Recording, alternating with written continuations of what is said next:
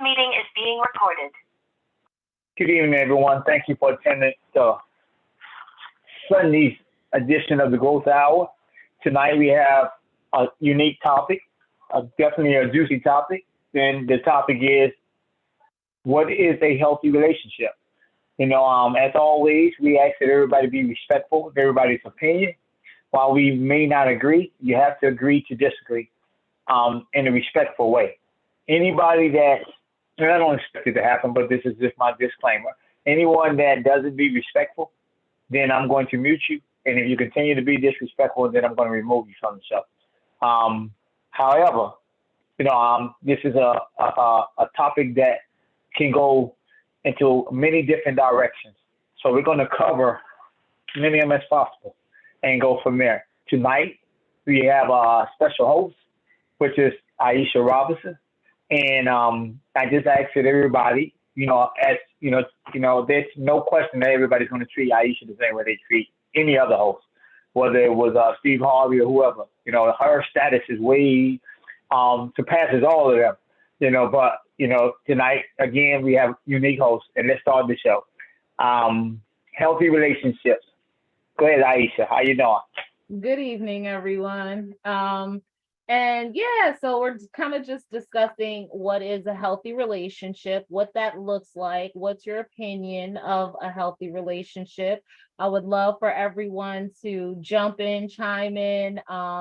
The way I'd like to see this working, we're all kind of set up on a Zoom. So I'm going to, just read what I found as a definition, right, of a healthy relationship. So that gives us a starting point. And then I'll call on a person.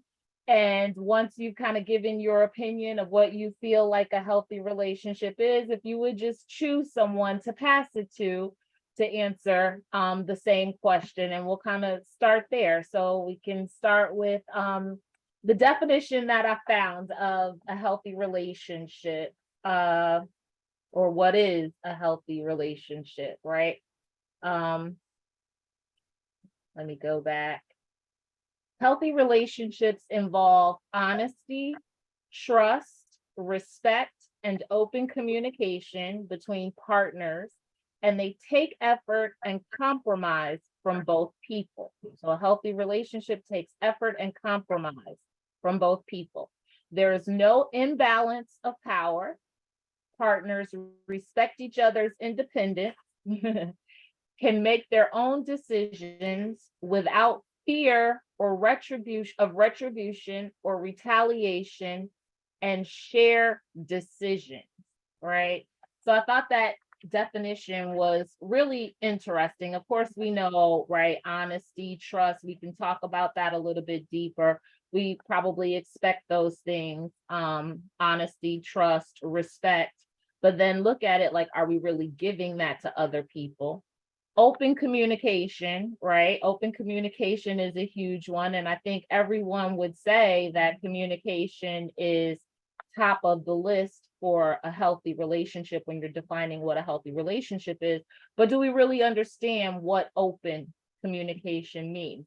It's a two-part word, right? It's not just open and it's not just communication. They go together, and you have to kind of be open in order to hearing different perspectives and opinions. So just like Mr. Jones said, we're gonna just hear some different opinions. And the partner's taking effort. Like, it really takes effort. It doesn't just happen just because you want it to happen. It takes effort and compromise, right? And I love that word compromise in this because I kind of broke down the definition of compromise, or putting those two words together and forming what that is. And I'd like to just dive into that a little bit deeper too.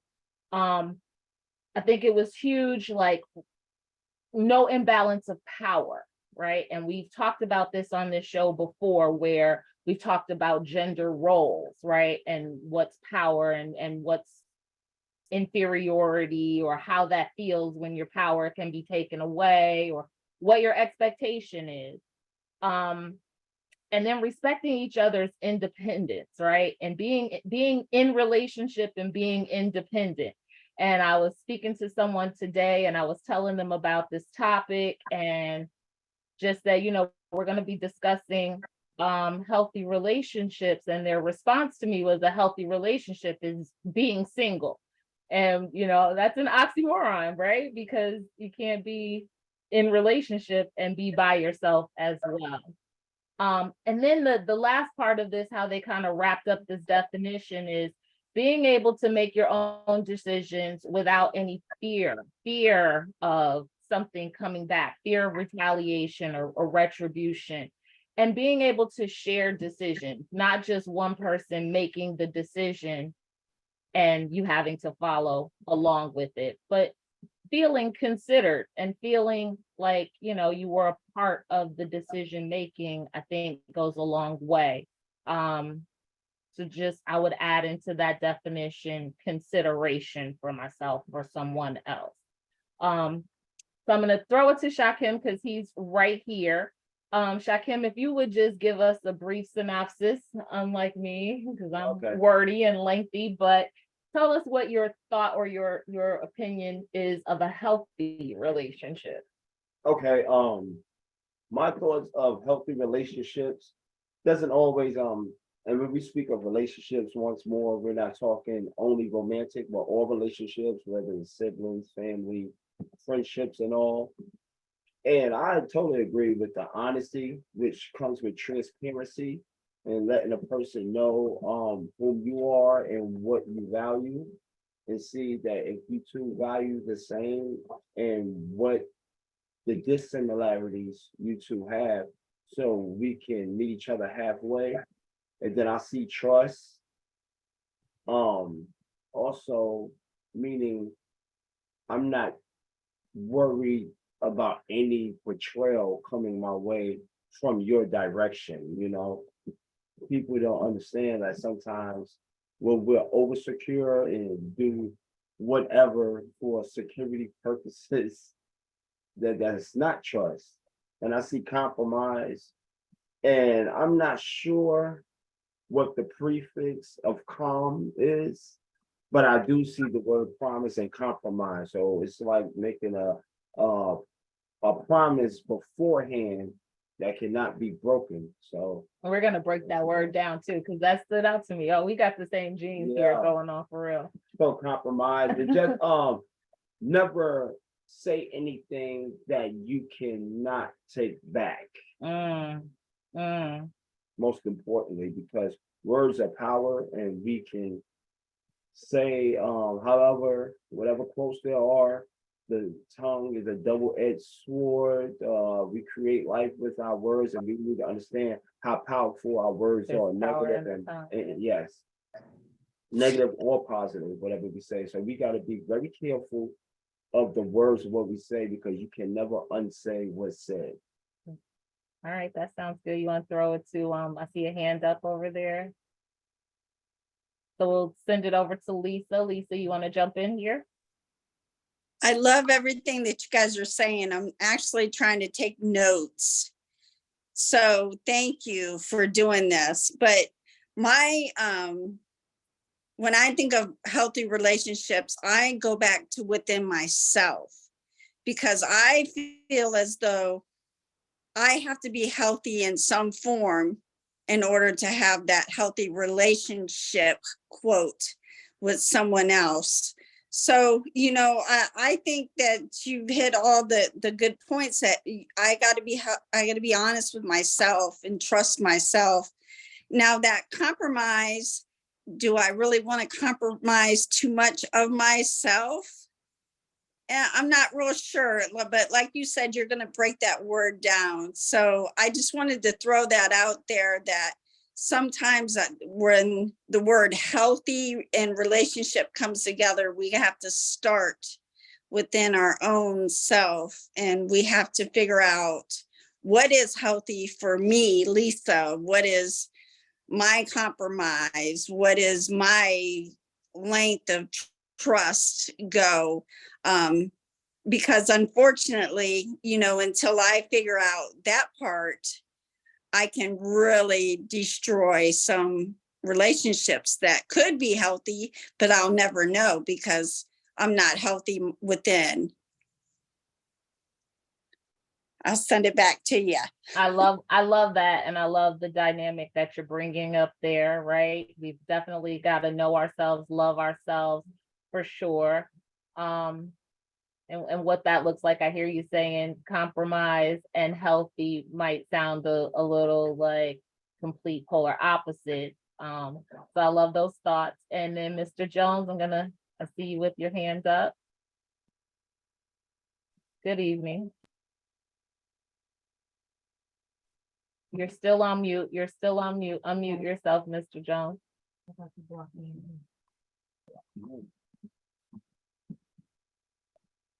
We can't hear you yet. You're still showing mute on. Unmute his phone. Unmute your phone, maybe.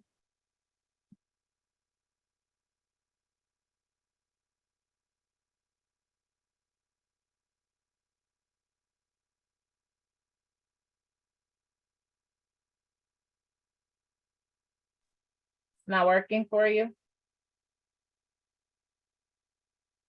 We'll give you a second to try to figure that out.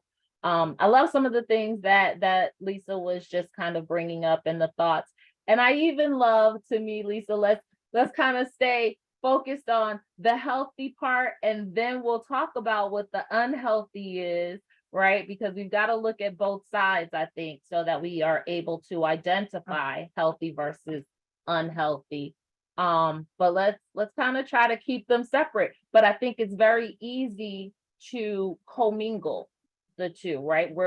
Where depending on where we are with ourselves, we can easily turn to a negative aspect, turn a real positive thing, or when you're trying to see positive, it's so easy for the negative stuff to slip in there.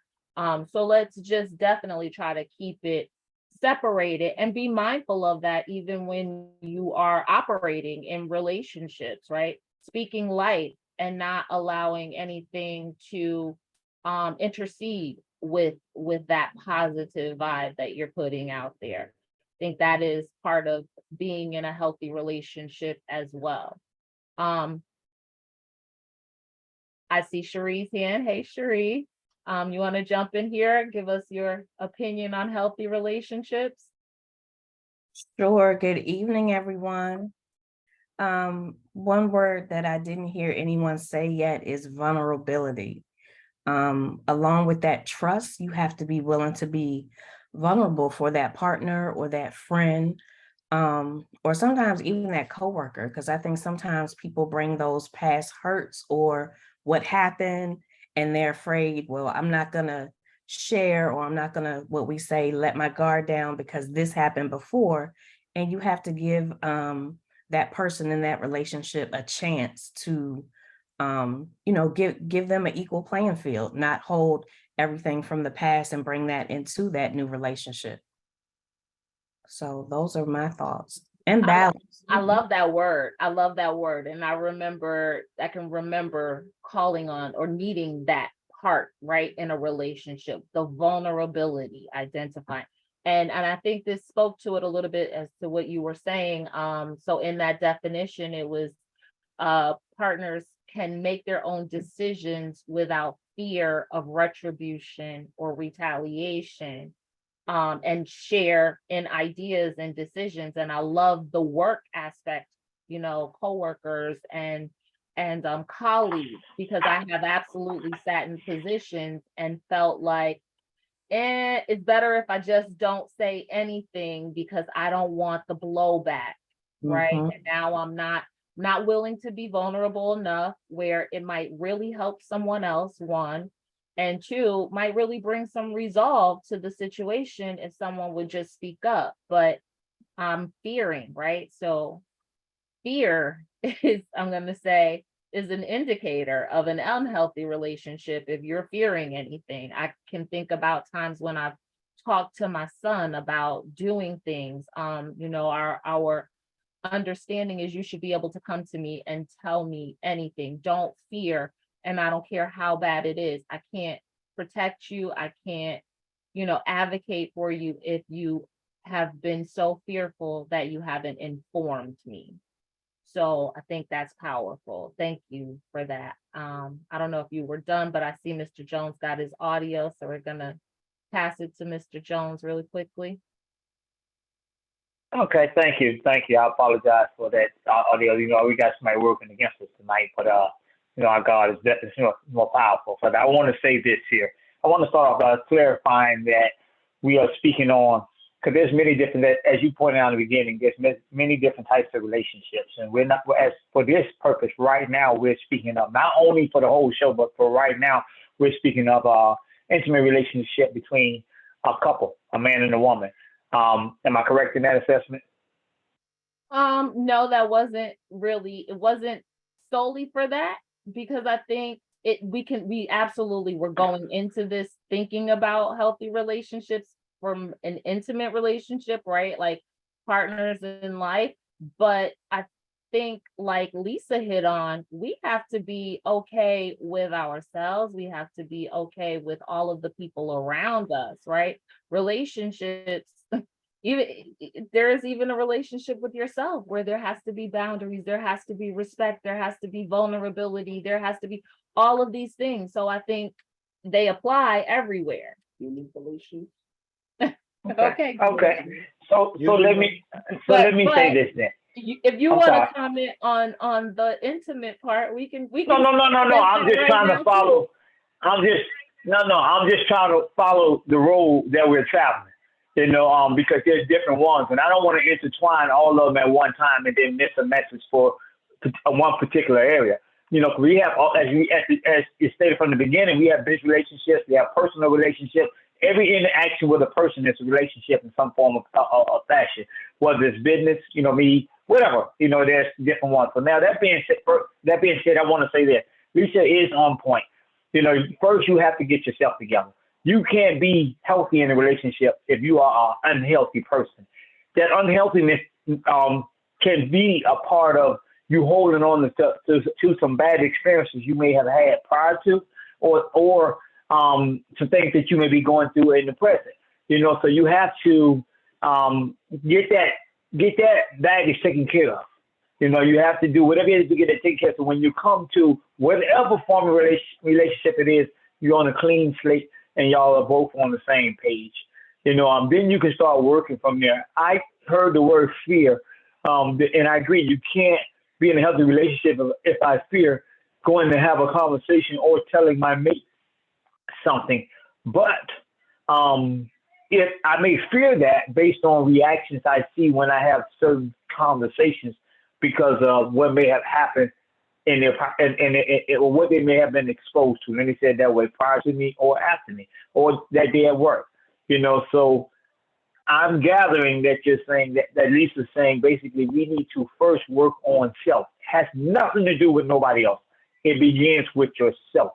You know, how you are determines how you view things, how you receive things, and how you handle things. One moving a little forward. You know, we said communication is one of the biggest things in a relationship. I agree. And the biggest ingredient of communication is listening. And I tell people, you got to listen to understand what I'm saying. Don't listen to hear me. If you're listening to hear me, once you hear what you want to hear, then you stop listening and start forming a response. Then you miss what my point is. You miss what I'm trying to get understood. You know, and it's not about, you know, and I think it's a misconception of when we're having a conversation or we're doing things in relationships, not all, but there's some relationships that we're trying, somebody has to be wrong, somebody has to be right. That's not the case. It's about gaining an understanding.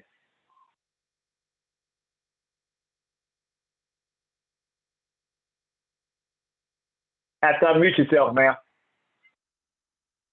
I was saying I love that. I love that take on it. I definitely think we're getting back to, for sure, you have to be okay with yourself. I'm gonna pass it to Danae because I see her hand up. She's been up for a moment.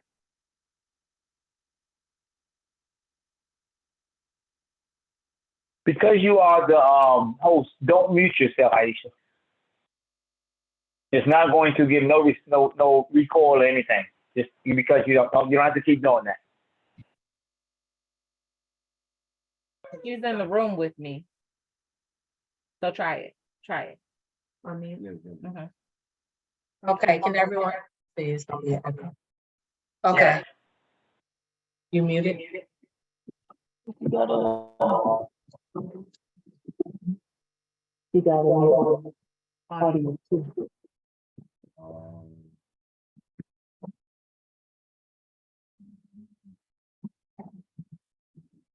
How about is it? There you go.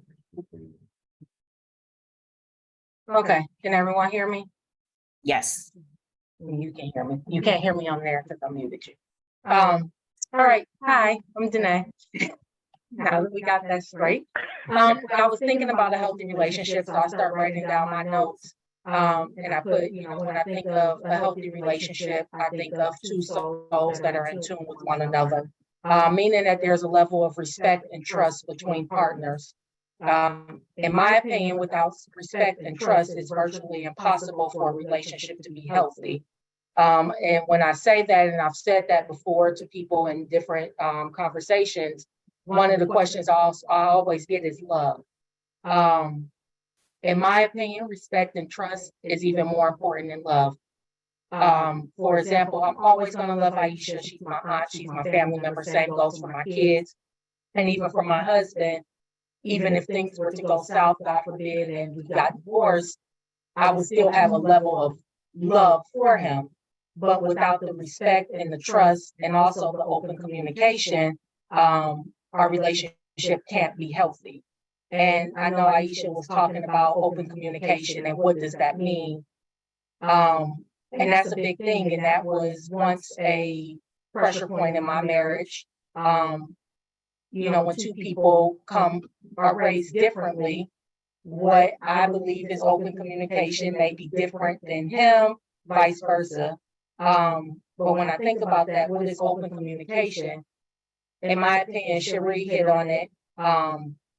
And it's being able to have that vulnerability with someone, being able to go to your partner and having these conversations about anything without the fear of being ridiculed, put down, yelled at, things like that. And I know Aisha even said, if there's fear with anything, that may be a sign that the relationship is unhealthy.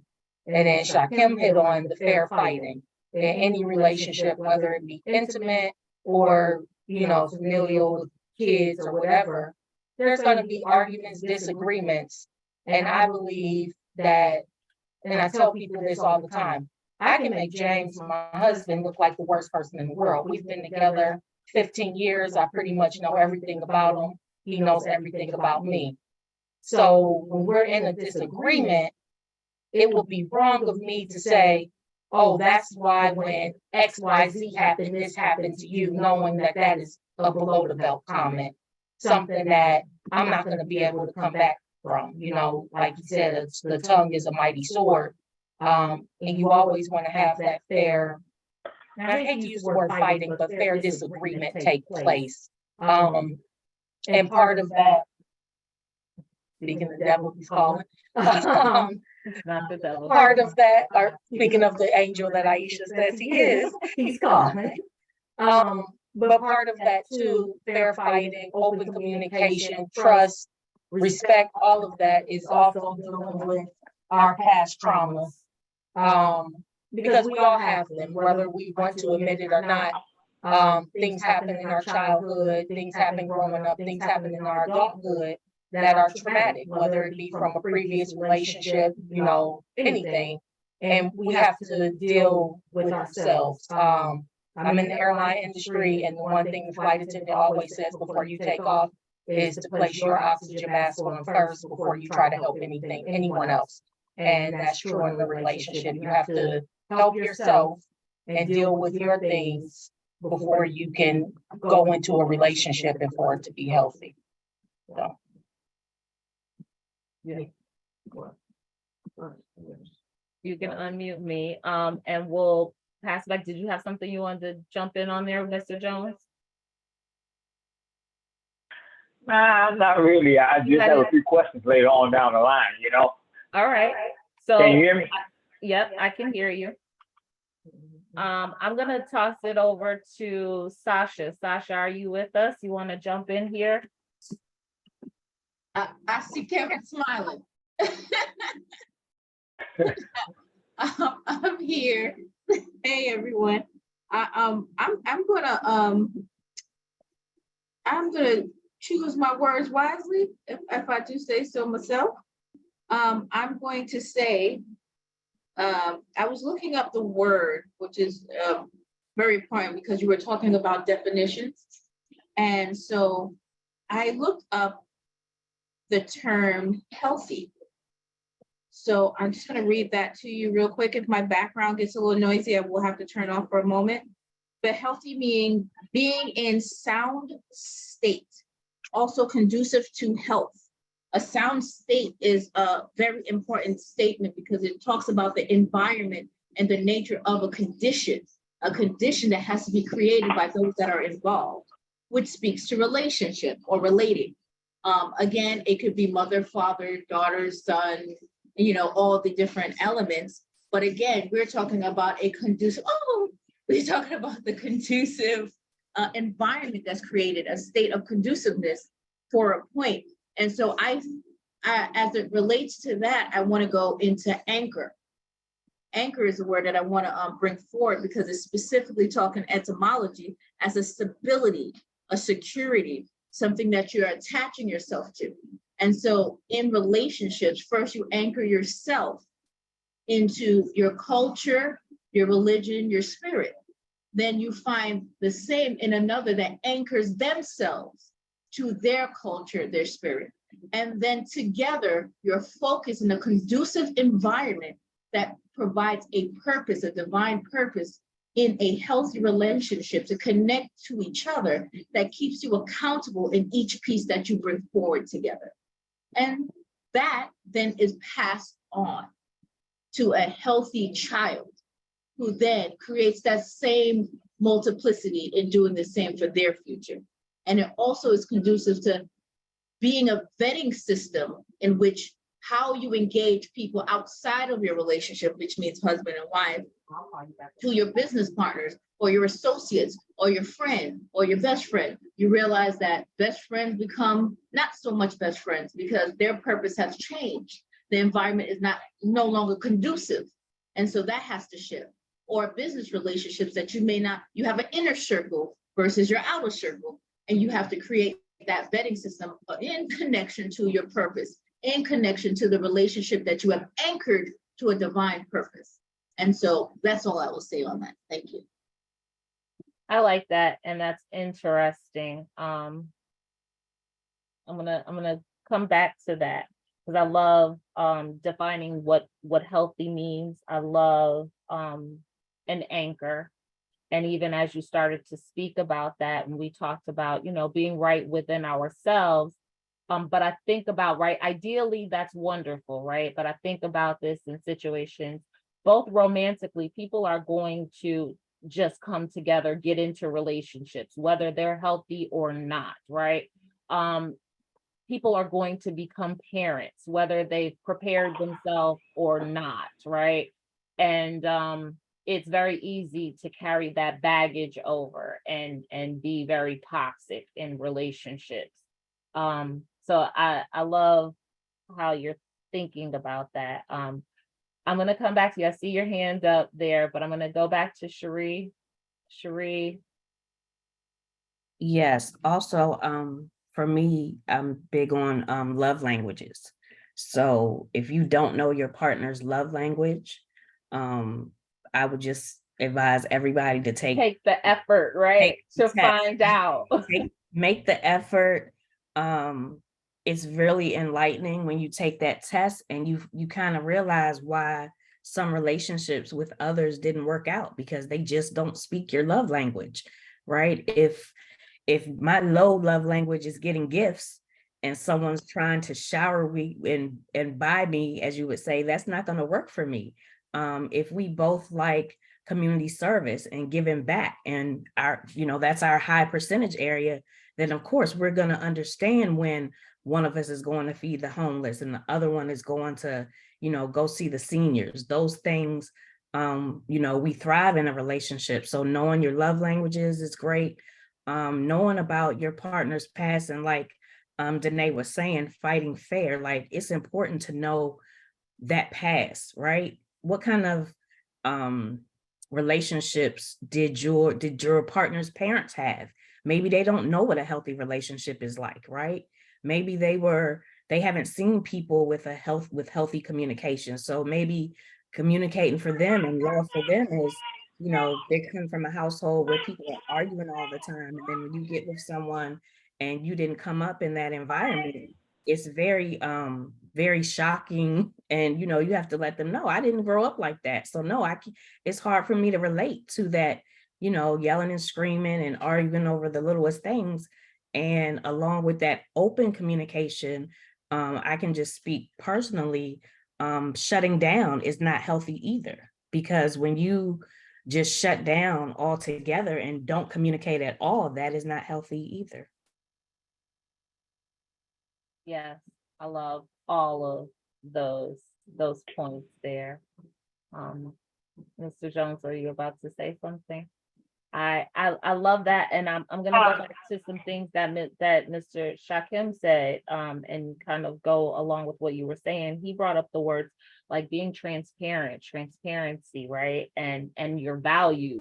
And as he said those things to me, it just dawned on me how important it is to be evenly yoked, to be in alignment with someone, right? And be willing to go and take the effort to understand what they see as love.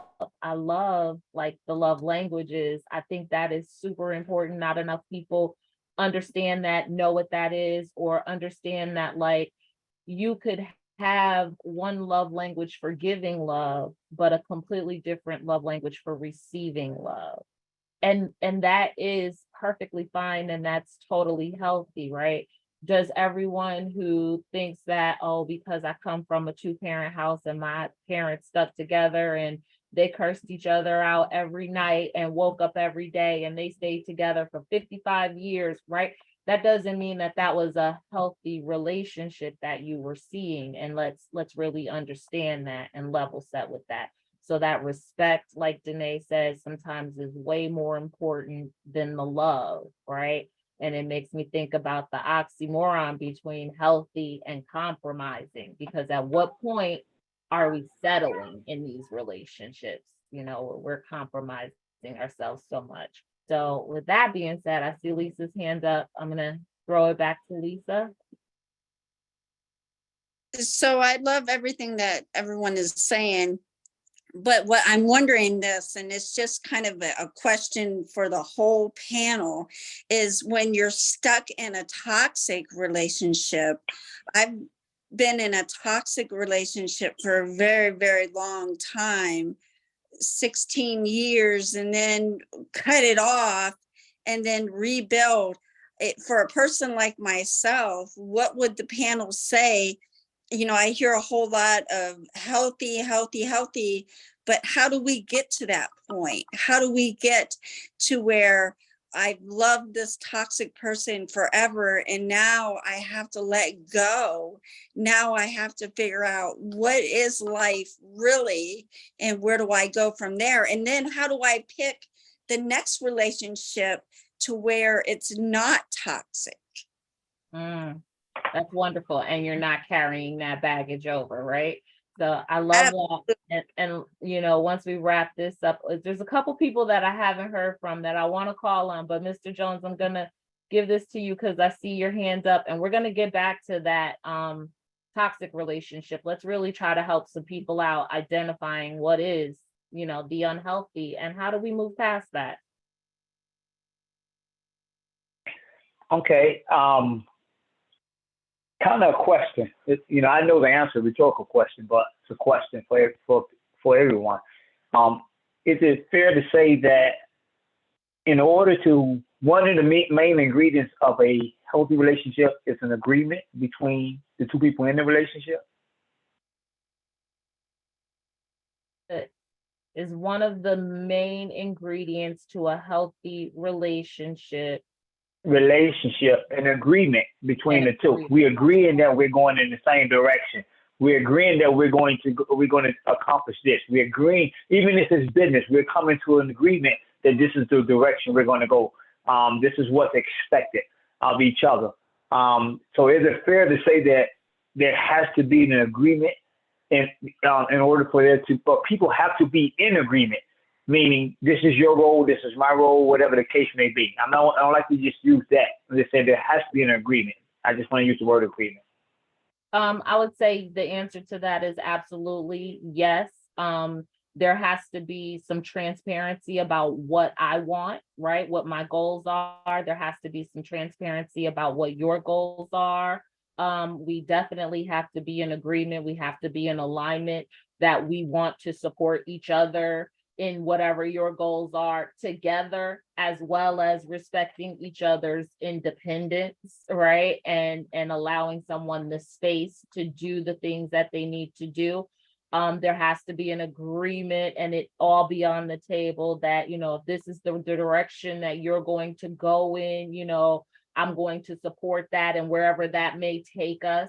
I'm reminded of reading Michelle Obama's book, Becoming, right? And how she talked about being in her relationship and her husband was, on a smaller scale, financially, career-wise than where she was. And she had the corner office and the executive position, and she was, right? She was the one who was making more money at one point in time. And then quickly the roles shifted, right? And she had to understand and be in agreement to follow him, to leave her corporate career that she had built her name and so on and so forth, and really take a back seat and follow him and support everything that he was doing. And she talks about how that transition was for her. And then in that process, she was also raising 2 children. And when they started to have children, that while they agreed to have children, it was never a part of the agreement that she was going to lose her identity, so to speak, right? And now be this at-home mom changing Pampers with a husband who hardly comes home most of the time. The agreement was they were going to have children and they were going to be career people and they would be a power couple, but that quickly shifted. But now staying dedicated to that and being able to see the vision, because you have this love and respect for your partner and you want to support them in that type of way, and being willing to follow. So I love that. I think, again, it's all about alignment. It's about the commitment, right? So the answer to that is yes, that is a part of what a healthy relationship is. I want to say something else, but the gentleman behind you, he don't have a computer, but he got his hand up, so we want to acknowledge the gentleman behind you. I didn't even see this guy. Yeah. Go ahead. All right. I see. In order for us to see how we're going to have a healthy relationship, let's make sure that we have the correct definition of what health is. Make sure it's more objective first than subjective. Some people have their own definition of what health and their own way of what health is. It's healthy to eat a salad, but some may think an iceberg salad is healthy. And some may think that romaine lettuce is more healthy. So let's define health between us two, whomever we are in any relationship first. That's the first and foremost, because we don't want to pretend and live in an illusion that we are being healthy and it's not, or deflect and consider it healthy. Yeah, I love that. Mr. Clifton, chime in for us. I'm just listening, man. I think everybody makes some valuable points, but I've never, if you think about it, if you think about us as African Americans, we never go into a relationship discussing what's healthy and what's not. We find people that we love and we commit to trying to make it work for them. So it might not start out toxic or it might not start out unhealthy because we're so caught up in the butterflies and that shocking all moment of our partner. And we continue to grow. And then when you merge your lives, you find out that on the inside, you're on the inside, and things that we do outside of our relationship are completely different. That's where you got to decide if you're going to stay in it and make the puzzles fit. You don't have to force it. The thing about love is you don't have to force the pieces to fit. You adapt and adjust. You know what I mean? So if you're not willing to adapt and adjust, then you're not ready to be in a healthy relationship. If you're so rigid and stuck in your own ways, that's men and women, to where you can't adjust to some things that makes your relationship work, then you're doomed from the start. You know, we talk so much about um, the unhealthy aspect of relationship, but what is it that you can do? I mean, be creative and introduce your partner or significant other to different things. Just because they haven't experienced it doesn't mean that they won't like it. You know what I mean? You know, yeah. And so I'm content. Like I'm content with seeing my partner happy that I can do anything. You know what I mean? Or not do anything. Right. You know, so I think her happiness is my happiness. You know what I'm saying? So I choose to become the reflection of her. Wow. Yeah. And so that's the difference. I don't have to shine. So I Would you choose to say that become. that is tying into the respect? Because I think it goes a little bit deeper than the love. And I love where you started with that whole analogy, right? Like it kind of brings me back to what Lisa was saying, like we can be so committed because of love, right? And love could take us right into something that's very unhealthy because we could have tied ourselves and aligned ourselves with someone who doesn't have the same values as us, doesn't share the same morals as us. And we were so attracted to the shiny thing. And now we are compromising ourselves so much. We are doing so much to change ourselves to stay committed to where now the relationship becomes unhealthy. But I absolutely understand what you mean by saying, like, whatever makes my partner happy, that's what gives me joy. And so I could do a thing or not do a thing as long as that's making that person happy, right? Yeah, Um, and it's about respect. and It's about within reason, right? Because the person right. that I'm truly loves and the person that truly loves me is not going to ask me to compromise myself so much to where I've lost my independence or my identity or who I am or what I believe in. There's respect. But here's the thing: you've lost your identity, and he's lost his identity because you both have created a new A identity. new one. There's Okay. no more you stand alone. Yep. There's no more me stand alone. Hmm. You understand? And especially when we Okay. bring kids in, it's a whole new identity. Yeah. So who Maurice used to be is not who Maurice is now. Love it. You know what I'm saying? Love Because it. I have a part of me that's been added unto me. You know what I mean? Yep. And so Yep. now I've become one. So it's like when you take Lego pieces, sure they're interchangeable, but every time you change one out and add another one, it's a whole new piece. It's not Yeah. the same. It's not the same structure. You know what I mean? Mm-hmm. It's like the elements of the earth. When like hydrogen, like mixing hydrogen and oxygen. You know what I mean? When you Yeah. mix two part oxygen, then you get water. You know, Yeah. when A you mix whole somewhere else, different you thing. get Right. something. When you mix you mix something else, you get something that's poison that's not conducive to you. So when we allow, sometimes we can love somebody to where we accept their brash undoing of things that matters to us of the heart, and we don't become vocal about it. We let it go on so long that they think that their significant other is cool with it. So in the same breath, we have to stop and voice how we feel. You see what I'm saying? Now, if they're not willing to change and become that chameleon to make it work, then they're not really for you. Mm. They're all about them. You see what I'm saying?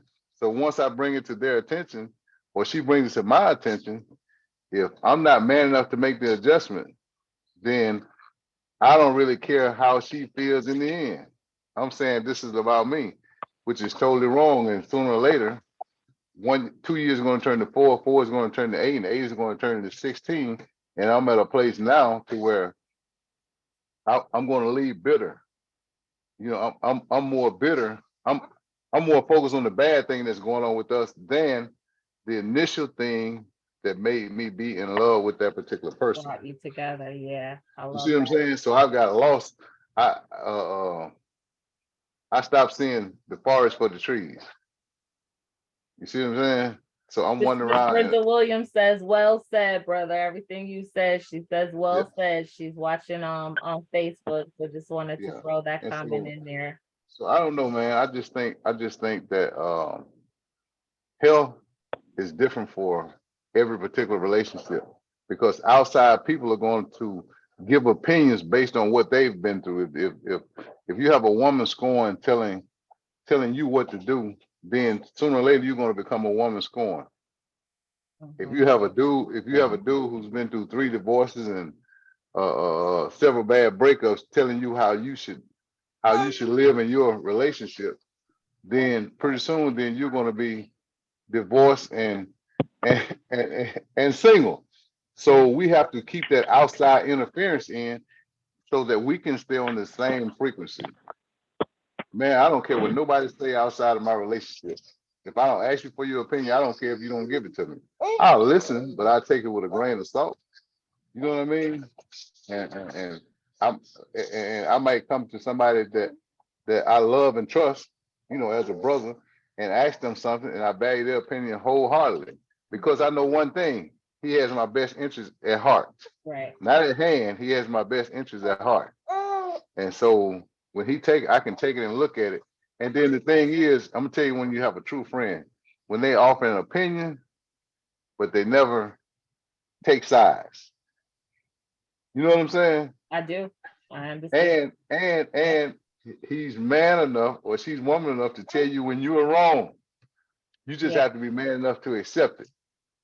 You know what I'm saying? So That is like I powerful. and that's the thing. So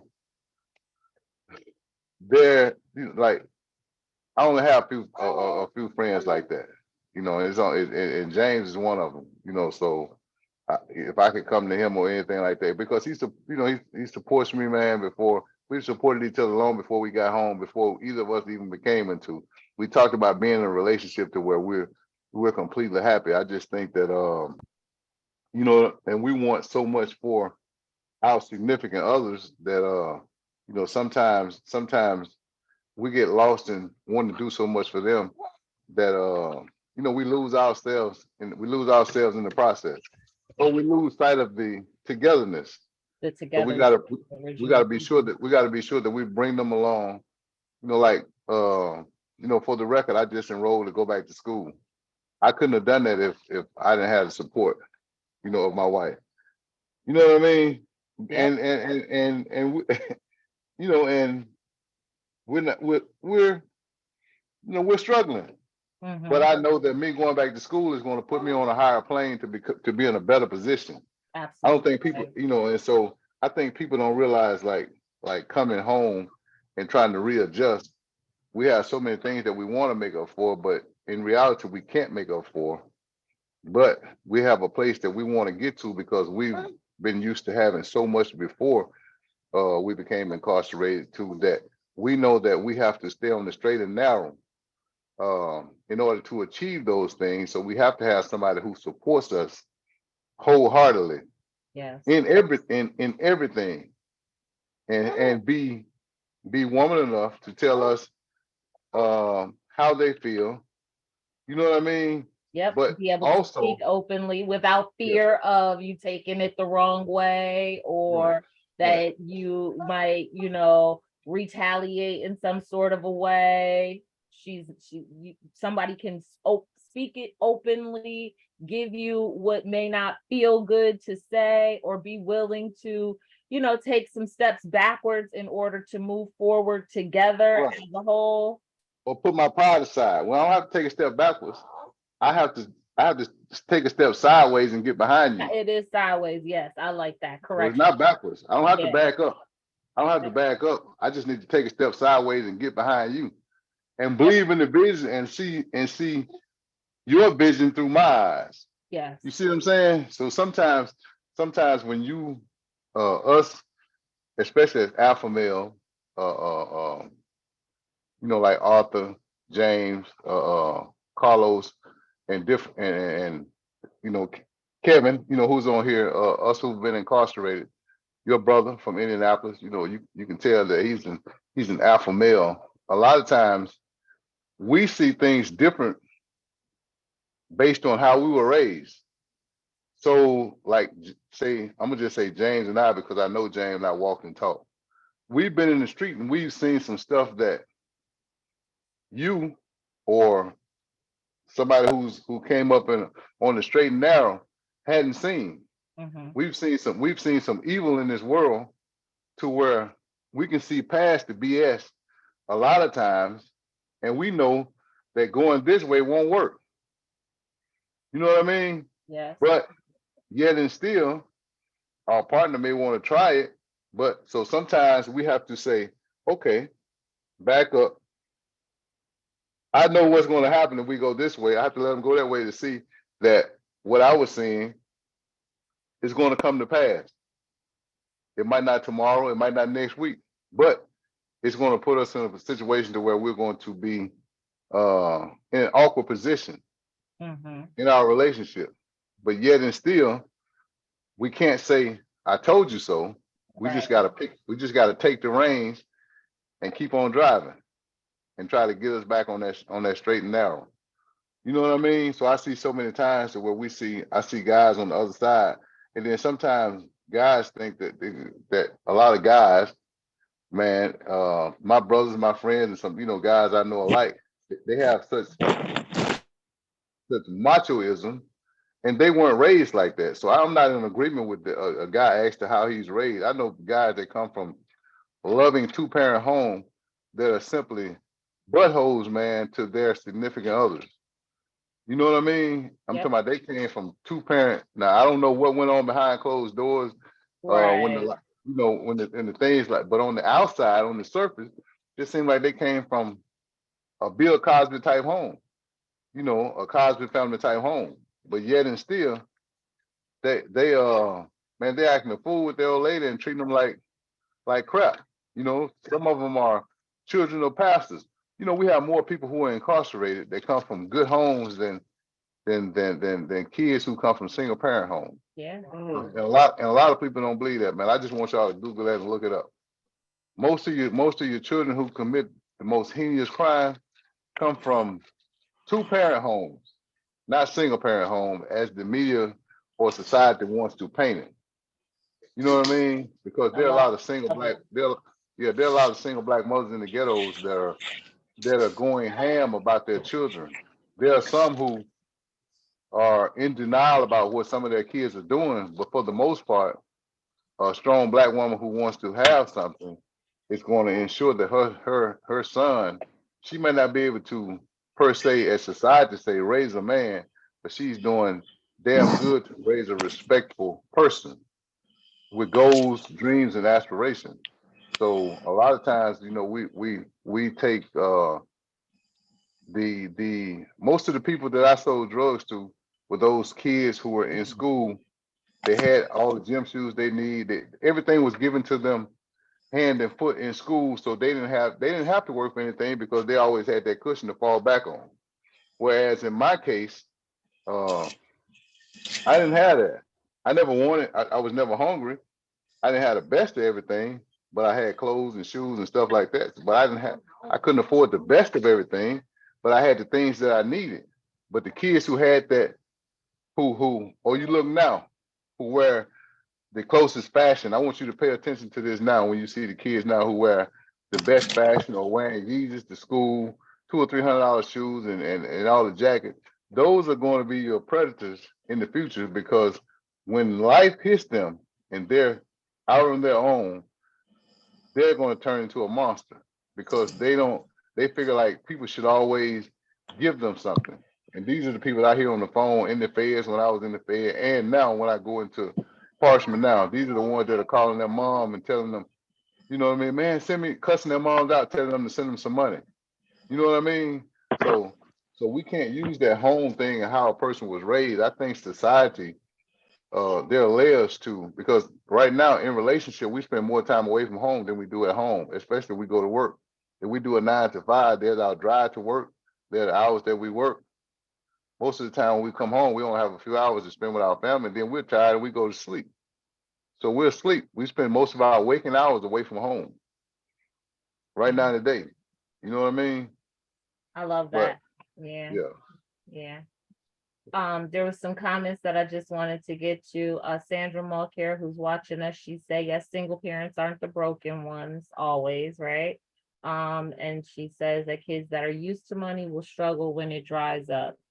And I think that definitely moves into romantic relationships too, right? Those of us that feel very entitled to things or are used to someone giving, and let's say now they get with a person who's on the straight and narrow and that money isn't flowing like it once was. Now they begin to become toxic in a relationship that should be healthy. You've got now a person who is now a healthy person, but your own toxicity and the baggage from your prior relationship where someone was able to, just pour into them financially, or that's all that they were there for. Now they're taxing on the person that is really trying to make an honest living and do the right thing and provide for them.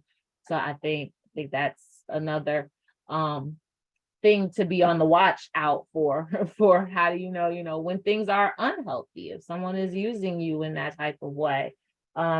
We we're kind of going off the target, but I like the topic, but I love the idea of having a conversation kind of around that sense of entitlement and even the statistics, like you said, on single parents and what those children look like and what the effects are and how it's probably not as bad as society would have us to think.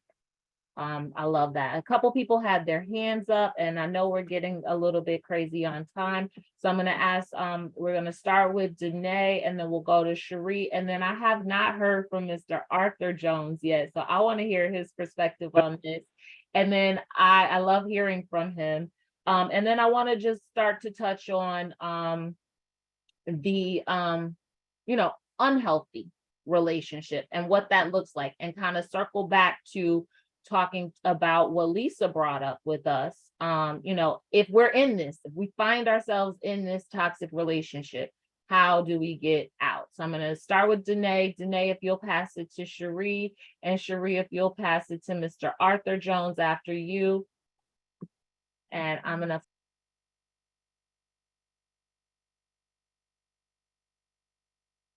Danae?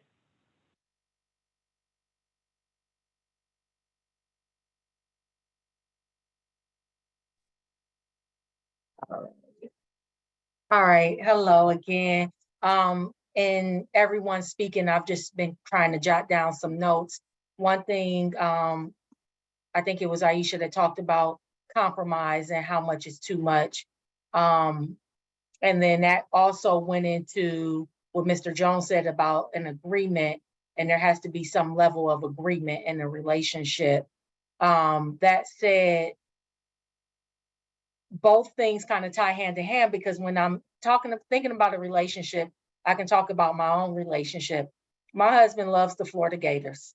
And if we did nothing but go to a football game and watch football on TV, he would be in heaven.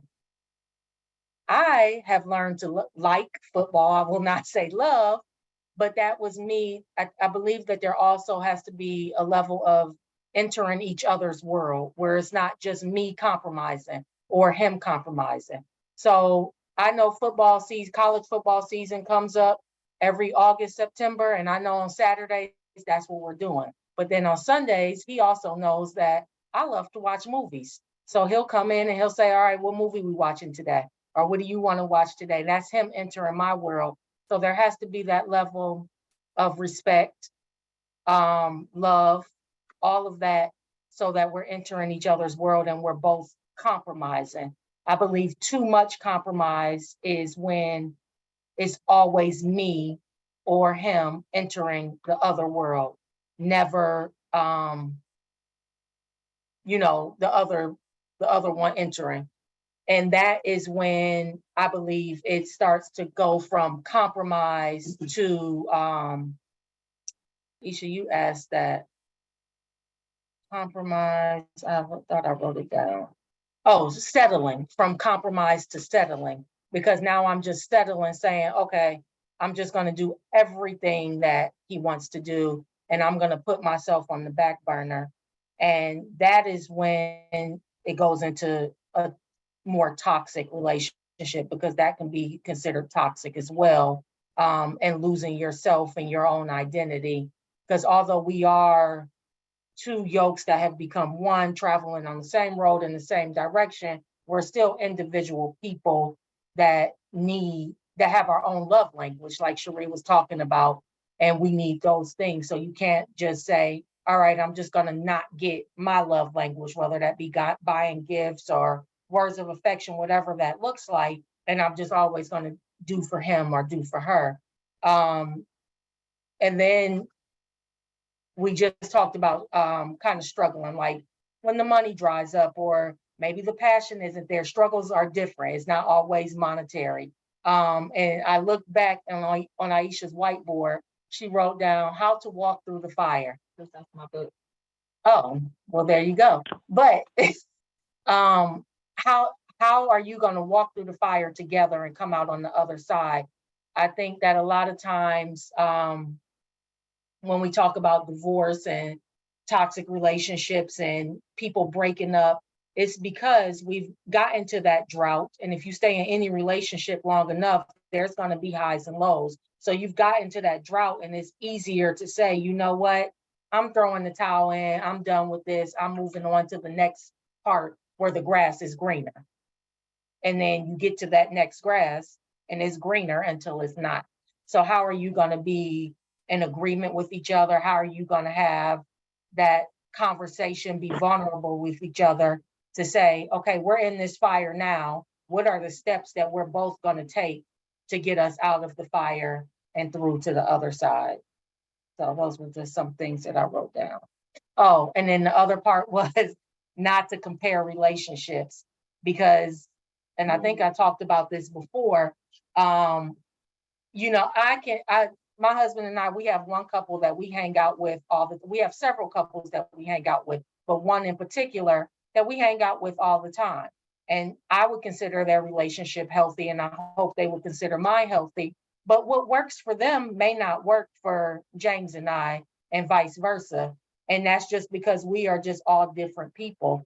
And I think in this world of social media, that we oftentimes get on Facebook, Instagram, Twitter, whatever, and we're like, oh, look at Shakim and his girlfriend. Like, they're perfect. Look at this. You need to do this for me.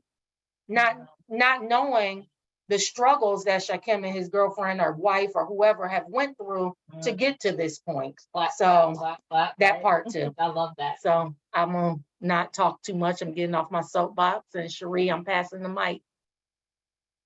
All right, I got it. I like what you said, Danae, and just to piggyback off of that, I would say don't compare, but don't compete either. Because that relationship from the past is not the relationship that you're in now. So you don't want to compare it to what was. You don't want to be in competition for what used to be either. Mr. Jones, when you talked about agreement, the word that came to mind for me was expectations. Going into the relationship, when you meet somebody, you want to have clear expectations because, you know, it may not go before you get too far into it. If you all are not going in the same direction and you going down, you know, the east side and they go on the west side, then you need to know that in the beginning, because maybe you all just need to part ways and decide that you just going to be friends or acquaintances, because some things just aren't meant to be. Another thing would be dealing with, Danae said, the fire, the traumas, right?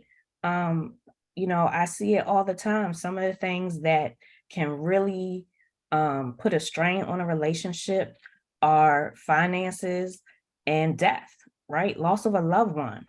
That can really, if you don't know how your partner grieves, or you don't know how to support them when they're grieving, or just sometimes to take a step back and let them go through what they need to go through without nitpicking and, so, you know, nagging, so to speak, or being upset because they're going through this process, that can definitely tear a relationship apart. And then just to kind of roll into what Lisa had asked about, I think sometimes, Lisa, both men and women, if you are getting into the same type of relationship over and over again, and we've all heard, you know, someone say, well, you have a type, right? Then sometimes you have to take a step back and take some accountability and look at yourself and say, well, dang, if I keep, you know, getting the trash and I keep attracting the trash, what kind of vibe am I putting out there? Or what is it in me that hasn't been healed that keeps me seeking these same type of relationships? Because it could be something that maybe you just really don't want a real relationship if you look, you know, deep inside and deal with that healing of yourself. So I think sometimes people just have to take accountability. And I would, you know, kind of compare it to if you are fishing, right? And you're looking for a certain type of fish, but you keep fishing in the water that fish doesn't habitate, then you need to go over to a different ocean, right? You in the river and you need to be in the ocean. So that's my take on it. I'm gonna have to turn my camera off, you guys, because I'm getting ready to start driving in a few, but I'm enjoying the conversation. So keep it going. Thank you, Cherie. Mr. Jones, is that Mr. Arthur Jones? Yes, I'm here. Can you guys hear me? Yes, we can. Okay, I do appreciate you calling me out, Aisha. Even when you don't see me, I'm always listening. And man, the growth hour. You got the DMV, New York, Mississippi, Ohio, and Florida. If nothing else, this has taught me that these positive conversations that we have on Sundays, the different perspectives. Each one of you, I have really nothing to add because you gave me talking points that are all positive. I do want to mention, though, nothing to add on that. When you spoke of the hierarchy or a balance in the relationship, I really think that you're mostly talking about personal relationship or intimate relationships, because I think about my most steady or my best, most constant relationships. I got married when I was 20 and I got divorced when I was 24. Truly wasn't ready. I didn't have all these formalities that I'm listening to now. Go in and have a discussion. As Maurice said, sometimes we just get together. As Aisha said, sometimes we have kids when we're not ready or when it wasn't planned, and you just have to make it. I didn't sit down and we didn't discuss goals. We didn't discuss, it was my high school sweetheart. And then I joined the military, a bunch of craziness. But I think of the relationships that have been the most constant. I think of my father, I think of my grandfather, I think of my grandmother, and there isn't a balance of power. There is repercussions. There is not no equality in the relationship. My father is my father. I'm never equal to him. Always loved him, respect him. Danae speaks on that there. But you guys are giving me, I can write a paper on each and every one of your talking points, and that's what's up. That's what I find, that there is no standard, there's no like static thing that works for everybody. As the gentleman from Indiana saying, you got to figure out for you, and you got to find healthy for you. I'm sporadic, and the lady that I love now is much more calm, but that's healthy for us. It's a yin and a yang almost. As Danae says, she's messing with a good dude, Florida Gators. Wasn't a big guy. As Maurice said, which is what I love most, and which somebody's gonna choke me about, is that whatever she does, bringing her happy, not This is what I get. Bring her being happy makes him happy. Seeing her smile, that was so profound to me. That's the essence of, I think, whatever. If she's happy, I'm happy. I'm good. Even if I don't like that, I don't like, that was profound to me. And that's going to be a talking point in my household this evening. And she's gonna, try to use that to her advantage as leverage that, if you look, all this craziness, that ain't really gonna work. But, like I say, I can write papers on everybody's talking points, Mr. Indiana, and I can say, I can just rattle, and prattle. But I'm learning that there is no standard. What works for you may not work for me. And Danae, the mother of my child, has a sister that's a principal, and they are doing well. God has really blessed them in Hinesville, Georgia. And she often says something what you said, people see this glory and they don't know the story. She was on food stamps. She was going to college at night. She was a teacher before she was a principal. Her husband didn't have but one house before he had two, before he had three. People see the glory because they're doing it now, but you don't know the story. So when you look on Facebook and you see what you think you see, take a minute and wonder. Everybody didn't hit the Powerball, so that's all, man. I do enjoy listening to you guys because you give me different perspectives, and wow, it's pretty amazing. And what's so beautiful about this is mostly this is positive. Most of the time this is positive information. So that's what's up, man. That's what we're supposed to be doing as a people, not as a Black people, not as a white people, but as a people, enriching and enlightening each other. Keep doing your thing. Good job, Aisha. Thank you so much. And I absolutely always love to hear you chime in. So thank you for always listening and being ready to jump right on in. That is great. I love, like you said, just the different perspectives from everyone. I know Felicia is usually at work. I haven't heard from her tonight, but Felicia, Mr. Jones is not hosting tonight. So I'm calling on you to chime in with us. You're not getting a pass tonight from me. I want to hear from you.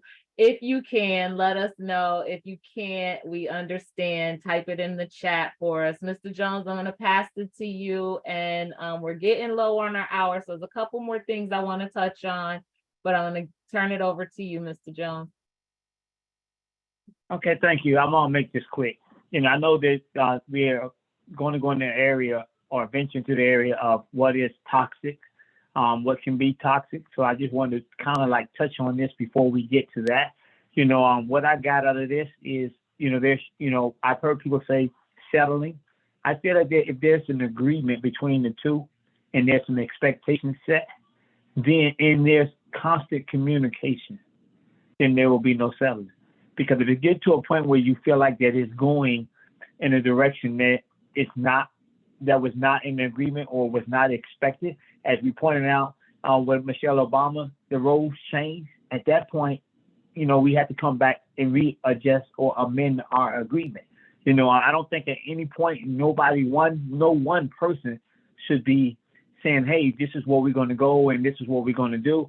It should always be an understanding or a conversation, a meeting of the minds between the two people that's involved. Then nobody will feel like they're selling it. Independence. I want to say this first. Love what Marie said about when we get together, I leave, and don't want to sound like I'm quoting the Bible, but I leave my old self and I go into something new because I'm going into a new identity. This identity is with whoever I'm with. So I want people hear the word independence, and I think that we blow it out of proportion. I want the person that's my mate, my significant other, my fiance, love of my life to be independent. But I want the independence to help the relationship grow. Not just help her grow, but help the relationship grow. And my independence should help the relationship grow. She should be able to do things on her own that's going to bring something different to the table that's going to benefit the relationship. But a lot of people hear the word independence and they say, well, hey, we get our feathers ruffled. Let me say it that way. Cherie spoke on types. I have a saying. You can't go, people complain about the people they're with or who they've been with.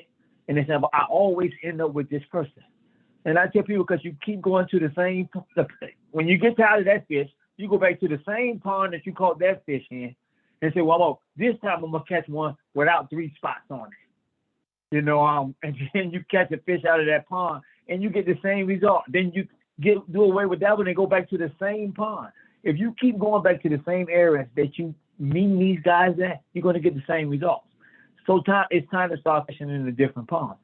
That means trying new things, dealing with people that you haven't dealt with before, venturing into areas that you're not going to be comfortable in because you're learning something different.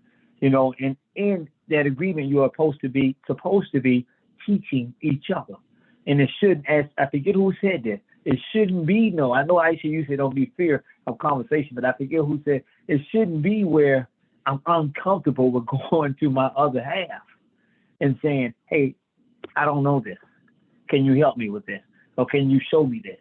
When I first came home from prison, Felicia had to show me how to work a phone.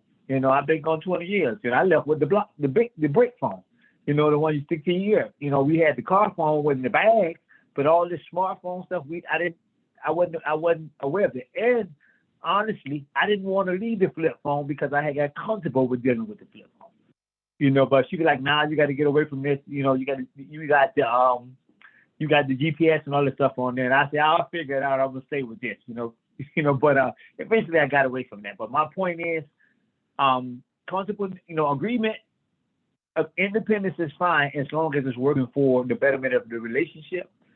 And we have to understand that we're leaning. We're not. It's just not us no more. You're combining with somebody, so it should never be about what's best for you. It should be what's best for the relationship. Thank you. Great point. Thank you.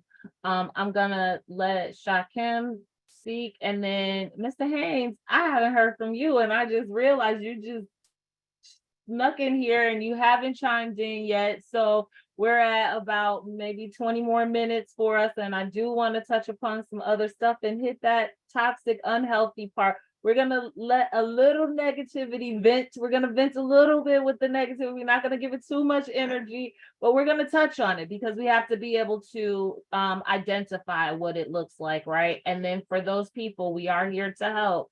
So those people who might find themselves with a light bulb going off, we want to help. We want to help you to be able to cross over to the other side. So Shakim, if you want to give us just a couple of words, and then Mr. Haynes, if you would jump in after Shakim, and then we're going to talk about the word compromise because I'm hearing some things and I'm catching some feelings. So all right, back to Mr. James Jones was saying about the independence in the group. There's one word that I want to give out. Well, for tonight, those of you who are unfamiliar when it comes to a relationship, and we combine our independence, is interdependence.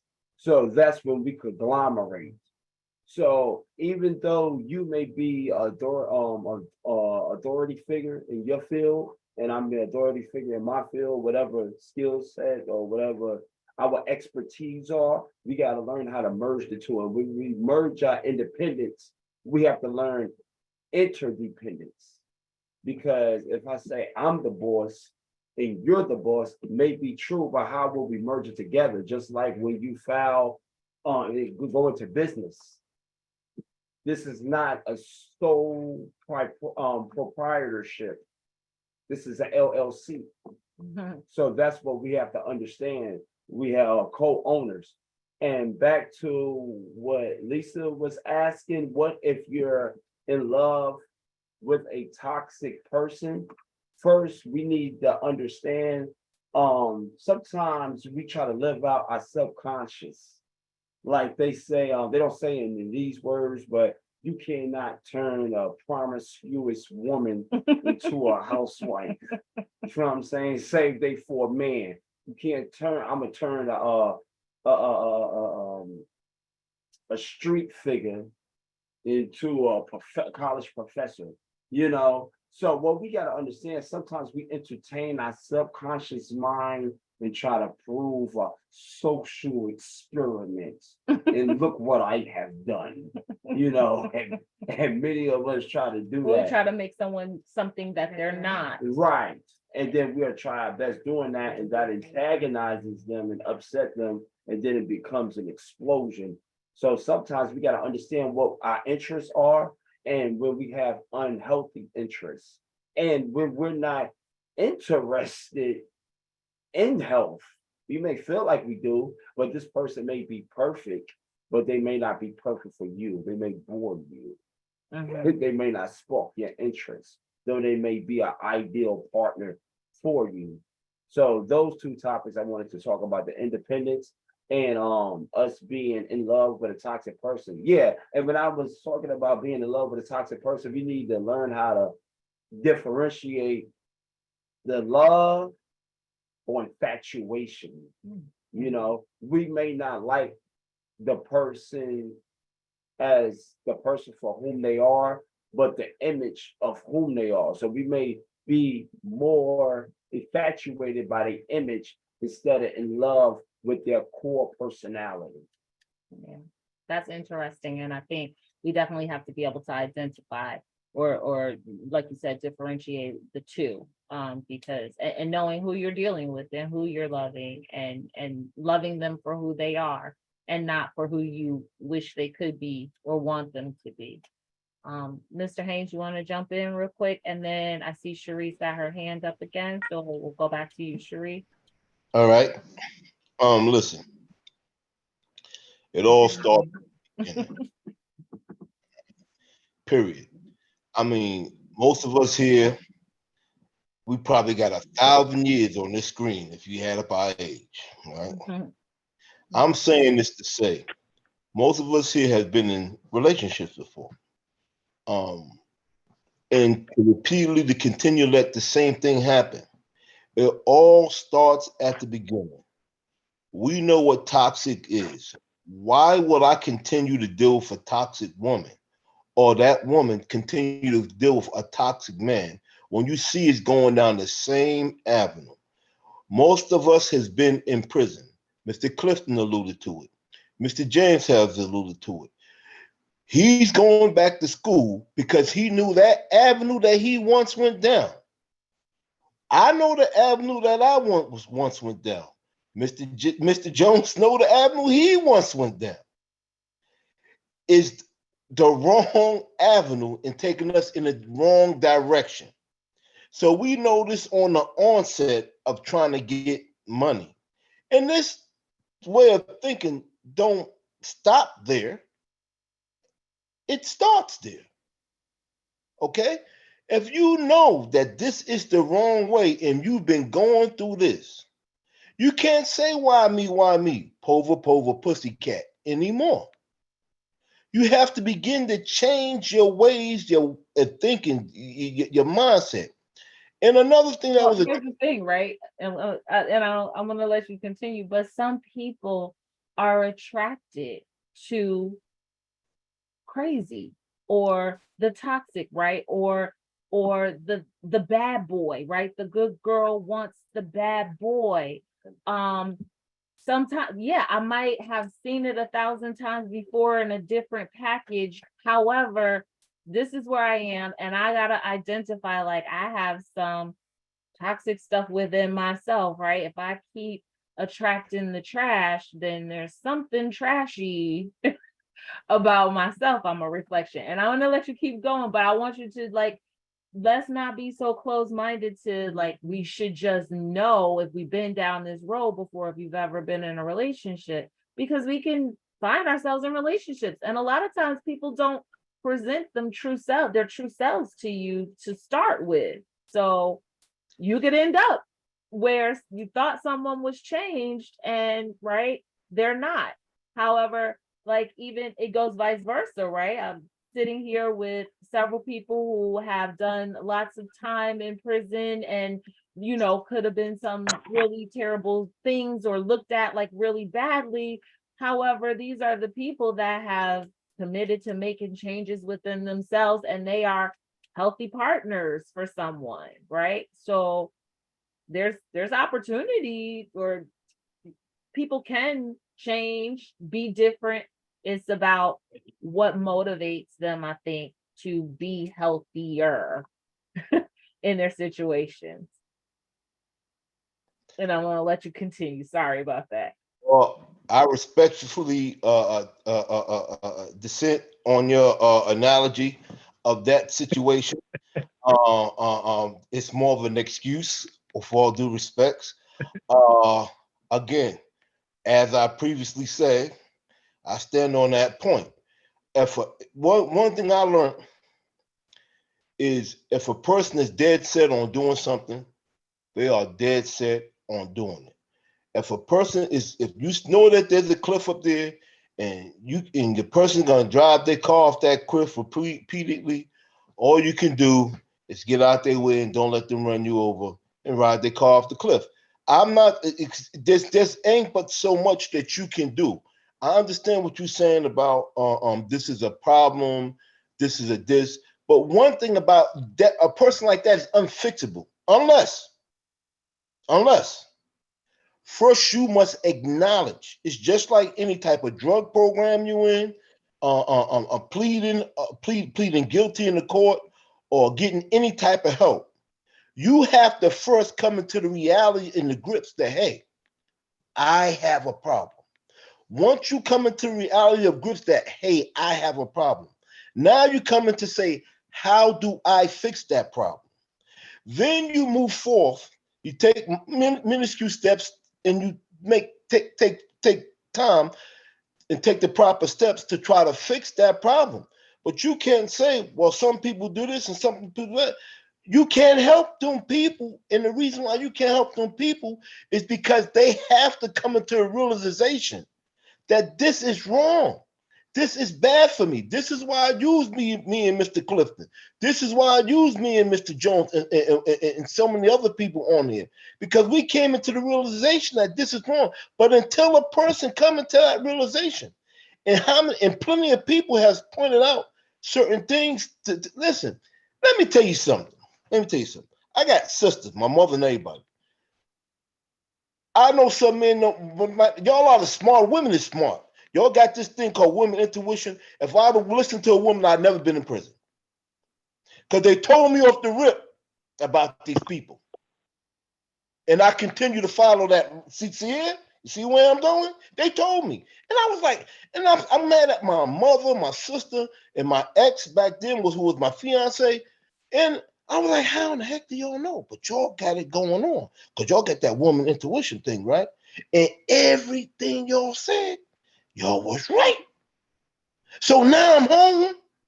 I know I'm not going to drive my car off that cliff, man. That's all I'm saying, because I acknowledge. It comes into the acknowledging that this, hey, is wrong for me. And like Mr. Clifton, he gave a gig beautiful. Everything said beautiful. But nothing. Like how he said it makes him happy to make his woman happy. And it's vice versa. And how they come together and stuff. He gave it up. How they come together and then how they merge and how, excuse me, I'll take the focus block thing. But how they merge together, and then what makes him happy make her happy, or make her happy make him happy. And this that too many times we just try to just make one party happy. So therefore, I'm doing this to make him happy. And this is where you begin to lose yourself. This is the beginning of losing yourself. I love that. Yeah. And I love exactly what you're saying. And I understand exactly what you're saying about losing yourself. Someone else spoke about losing yourself. I think it's forget who it was. Maybe it was me, but having, your individuality maintained. No. I ain't talking about, and excuse me for cutting you off. I'm not talking about your individuality. I'm talking about mutual. I mean, if I give Lisa give me, we can see each other together, meeting halfway, and to make me happy, make her happy, or vice versa. You and your husband to make you happy, but it's mutual. It start off mutual, and then it branches out. It's not, well, I'm gonna do this to make him happy, or I'm gonna do this to make her happy, but it's not. But it's only one sided. Well, That's yeah, it has to be reciprocal, right? Agree. It has to be reciprocal, right? I just had a conversation with someone the other day and they were talking about like gardening, right? And one person's outside and they love to garden, and the other person's like, that's not my thing. I don't want to go out there and do that. But we do things that we don't necessarily care to do for those that we love. We hope and pray that they would do the same thing for us, right? In return, but that's not part of the condition. I'm getting dirty, I'm out in the sun, I'm gardening, I'm picking flowers, I'm touching worms, all the things that I don't like to do because this is what this person likes to do. And that person's like, yeah, we're in the dirt and we're feeling the earth and then we're energized and they have all this great perspective of what's going on, while mine is something terrible, but I'm doing something that I don't necessarily care to do to please that other person. Now, do they have to give that back to me? No, maybe not even in that same way, right? They don't have to do exactly what I want them to do, but I would hope that they would be willing to compromise, right? To do some things that they may not care to do. To make me happy, right? And I talked about that word compromise, right? And so to kind of break down that word, the com, right? COM is with, together, and jointly. With, together, jointly, connected, right? And then there's promise, which the definition of the promise was a declaration or an assurance. When you declare a thing, you're declaring something, you're making a declaration. This is even that agreement, right? That alignment. So together, jointly, agreeing, aligning, giving an assurance that someone will do a particular thing or that a particular thing will happen. You are compromising, you are coming together to declare or to reassure, to assure that what we've declared is going to come to pass, right? That's where that compromise is. And compromise, I think, can be used interchangeably with that word, what was the word you said? Settling, right? And settling is like, we look at that as a bad thing. That's a negative thing, right? We don't want to do that. We talk about compromising and we've compromised ourselves and we put ourselves in compromising positions, but it's not always a negative thing to compromise, to settle. Now, again, relationships are based on each individual. Is not going to be cookie cutter for every person. So where your limits are and where your pressure points are, there is going to be different for each person, even the people that are in those relationships.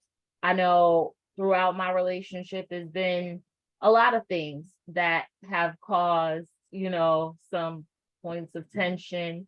And so I am always mindful of when I'm drawing and taking and pulling on him and using up a lot of his energy, that making sure that I pour back into him and the things that are important to him and the things that he wants to do. And like Danae was saying, when you're in a relationship and over time, a lot of things will come up. You have to deal with deaths. You have to deal with aging parents. You have to deal with a lot of stressors and other types of stuff, right? But if we can come together and agree jointly that we're going to be supportive and we're going to support each other. And at the end of the day, I just want my partner to feel supported. That's what's healthy. That's the healthy relationship. The healthy relationship, as we defined it originally, was honesty, a relationship that involves honesty, it involves trust, it involves respect, it involves open communication, being able to freely speak and to be able to freely hear and understand what someone is saying, or feeling, and taking some effort, putting forth some effort, some care and some concern and some consideration for your partner, and being able to just do that freely without having to feel like you're going to be retaliated against. I mean, that is how we are all defining a healthy relationship. Um that compromise, it's not always a negative thing. It can be a positive thing. And I think that Mr. Clifton spoke that so eloquently in a way that we all just loved and wanted to hear, right? But a lot of that could also be considered like settling, like whatever they want to do. I'm good doing it or I'm good not doing it. That could be looked at as a settle. So it's about what works for you and what you're comfortable with, and knowing yourself enough to know where your comforts are, and then not being afraid to put up a little bit of a boundary in that. That compromise is also it's a synonym for the word of vow, VOW. There's a vow there. You're confessing something, you're proclaiming something, you're declaring a thing. And that's all that really means. Now, what are you committed to? Who you are committed to? How you are aligning with that person? How you are, who you've chosen and how much you respect them, I think shows up throughout the relationship, and what you're willing to do and how much compromise you're going to give. And it could be, that you have just that much respect and that is your person and that person is all the way right and you're following them to the ends of the earth and back again. I think about Danae and her husband, and with their work, they've gone through so many different cities. And I can remember that being part of an issue in their relationship. And then them even sometimes having long distance relationships where that wasn't part of their agreement going in, but they made it work, right? And it wasn't like, oh, well, because we didn't agree that you would be away for this amount of time, like now we have to, I'm not dealing with this. Like, it's never a part ways thing. It's, I respect you've allowed me to be part of the decision making. We've made these decisions together and we've agreed that this is what's best for us as a unit and our family. And so they went from Georgia to Texas to Florida to somewhere else she was for a few minutes. And I mean, they were all over the place. And then there was a time he was in Colorado and she was in Florida, and he's in one part of Florida and she's in another part of Florida. But they've made it work. And this is why I always say, they are my example of a healthy relationship, just watching them and watching how they move as a unit. I was telling their daughter the other day, she went to get a piece of cake, a slice of cake, and her dad said, hey, let me get a bite of that, let me taste that. She was like, no, go get your own cake, and he was like, you really won't let me get a piece of cake? She was like, no, you can't get a piece of my cake, right? And I said, this is the man who stood outside online overnight to make sure that you got into one of the best pre-K schools, right? And the dedication and the commitment and and she's like, I never heard this story before. Oh my gosh, you stood outside online and did. And he's like, yeah, I did, right? And so now she compromised, right? She's like, okay, well, I'll give you some of my cake, right? But these are our relationships, right? And it's just so beautiful. I think when I think about the things that we as men and women stand up and do in relationships with one another, and what that looks like. And I know I'm crazy on time. Cherie, I see your hand up, but I'm gonna call on you, but I want you also to give some advice. If we don't get to this toxic relationship or defining what an unhealthy relationship is, I want more so than anything, Cherie, for you to, in whatever it is that you were going to say, but to also give some advice to the person who has found themselves in an unhealthy relationship. How do they make a transition? How do they begin to identify that this is probably not healthy? And how can they begin to heal in all of it? So I would say, and I'm going to use this analogy with milk, right? Because I know I've done it. Someone else on here may have done it too. So milk has an expiration date, right?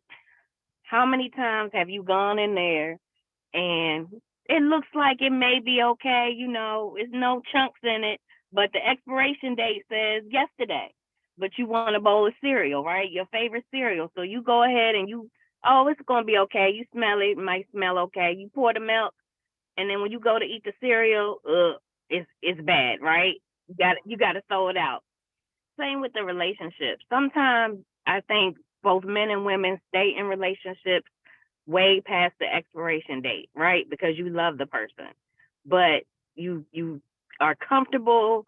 You're not really working towards a goal to fix some things or make some adjustments, and you kind of know, but you just kind of hang in there, and you hang in there, and you hang in there, and you hang in there until you get fed up, right? And then once you leave, sometimes I think it's a fear, and you realize, you know what, I could have done that 2 years ago, 3 years ago, 5 years ago.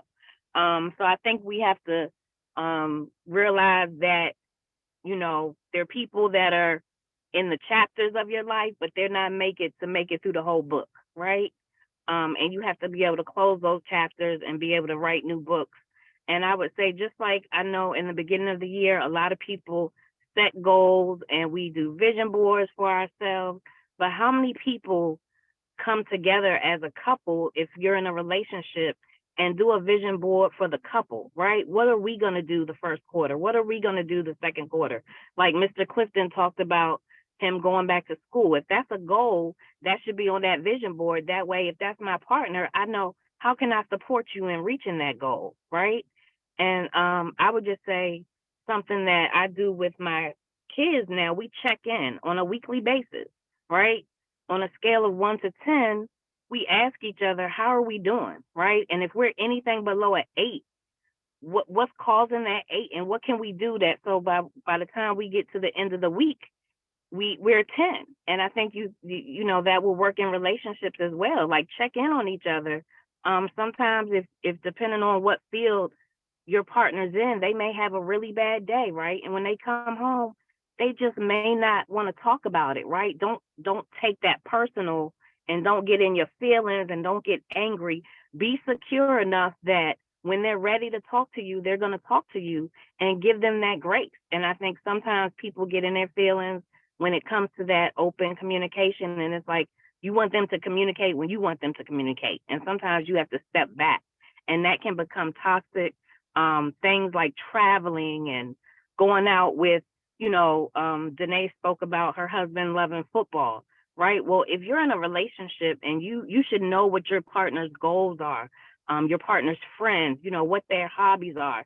If that person likes to crochet every Tuesday of the month, first Tuesday of the month, and that's their thing, it may not be your thing, but one Tuesday you might say, hey, I'm gonna go ahead with you to the class, and they shouldn't have to ask you, right? Just show up for each other sometimes in different things that may not be your thing, right? But if it's your partner's thing, just show up with love and be there and be supportive. I love it. And like Mr. Jones said before, right? You might introduce your partner to something that they didn't even know that they liked, right? I might show up Right. there and find out that, oh wow, I did enjoy that, or you get something out of it. There was a comment that I want to just acknowledge on Facebook that said, in the first few months, it's not right, but you make it work because you don't want to fail, or you want to be alone. You don't want to be alone, or you want the bad boy, or all of the three, right? So this is kind of how we fall into these traps. In the first few months, it's not right, but you make it work, right? You make it work even though it's not right, because you don't want to fail. You have a fear. That is your first indicator or red flag of an unhealthy relationship. If you are fearing anything, even losing a person, that's a red flag that this is an unhealthy relationship. Some of the other indicators of an unhealthy relationship would be, like Shakim mentioned, you get into a disagreement, something as simple as a disagreement, but now there's insults being thrown, or name calling starts to happen. If you are experiencing this, you may be in an unhealthy relationship. If you're not working towards common goals, someone just talked about that, if we're not working together on things that, we have agreed that would move us forward, we're not working on those common goals together, and you got your own thing that you're doing over there independently, that is an indicator that this might not be the healthiest relationship for you. This person is not evenly yoked. This person is not committed and dedicated to moving forward with common goals that you've talked about. Lack of boundaries. If someone's really trying to isolate you or keep you from family or trying to force you to be something that you're just not, that's not your authentic self. This is a sign of an unhealthy relationship. If someone can never be wrong or never apologize, never be vulnerable, if someone is not willing to really let you in and be transparent, that is an indicator that there is something maybe off with that relationship. I'll stop you. Mm-hmm. Let me make a suggestion. We gave 2 hours of what's healthy. Let's do a part 2 of this, and the part 2 be focused on what's I love unhealthy. it. So people can stay on topic of what's healthy tonight, and then we can do next week what's unhealthy. We're gonna Because it feels like we're kind of running. Yeah. It's like we're running through the unhealthy part, and people need to hear what's unhealthy. Because we may not see it as unhealthy, even though it's an unhealthy act. So let's give the unhealthy aspect of it the same attention and time that we gave the healthy aspect of it. All right. I know that I love that, and I love that idea. So next week we'll talk about the unhealthy. We're at 10:06, but I did want some advice for the people who may be sitting in this situation. And I know that Danae was here and she had something that she wanted to speak on. After that, Mr. Jones, I'm gonna toss it to you to close us out, okay? No problem. All right, everybody. I was just thinking about Lisa earlier, and she was saying what is some advice, and I know that this kind of ties into the unhealthy. I will be traveling next Sunday, so I won't be able to join your call. So I'm going to go ahead and put this out there. You guys can expand on it next week in your call. Thank you for having me again this evening. But some advice when you find yourself in an unhealthy relationship and you do find the courage and the strength to break free, what's some advice to move forward? The first thing that I would say is to take some time to quote unquote date yourself. A lot of times, most of the time in a healthy relationship, if not all the time, you do go into that settling and you have that fear of whatever that looks like in that relationship. So just taking that time, and I cannot define the amount of time, is different for every person, but to date yourself and to get comfortable with yourself, learning what you like, what you dislike, and what your boundaries are. Boundaries are going to be your friend in anything, because if you don't come up front with your boundaries and say, hey, you know what, that's a boundary for me, we're not going to cross that, then you're going to end up finding yourself back in an unhealthy, possibly toxic situation. That's all I have for this evening. I do need to go figure out what to feed these babies at 10:08. Go ahead, Mr. Jones. Thank you guys for having me again. Thank you for coming. We're definitely sad that you will not be able to attend the show next week, because you always give great input, and we enjoy having you. We don't want to ask you to postpone the flight, and I don't want to go out there and hide and lay in front of the plane to stop it until after the show's over, But I did write down some of the things that you said, and we will build on it, expound on it next week. We definitely appreciate the comments of everyone, the perspectives, and as I said before, it's good information as far as what's a healthy relationship looks like. I ask that everybody go and look into or research or investigate some unhealthy characteristics. And let's be real. let's be real about it. We have to analyze ourselves and realize, and be honest with ourselves about what is unhealthy. Because a lot of us may not want to admit that it's an unhealthy act because we're the one that's actually doing it. But so let's be honest with ourselves and do that. So next week we're going to come back and we're going to have the topic of what is an unhealthy relationship. I am going to push, pull, bite, kick, scratch, and have Felicia come on the show next week and actually speak about some unhealthy characteristics. In fact, I know Aisha again is hosting, but we're gonna start off with Felicia. That's what we're gonna do. I appreciate your brother for coming, Aisha. Love your input. You're always welcome, regardless of where you're at in the globe. You're always welcome. Appreciate your comment. Love seeing you. Danae, have safe travels where you're going, and we'll look forward to seeing each other again next week. Same time, same place, everybody. Anybody have any comments before we go? Thank you, Aisha. Great job. Thank you all. Good night. Thank you all. Great job, Good night. Aisha. Have a great week, everybody. Thank you. Bye, Sheree. Bye. All right.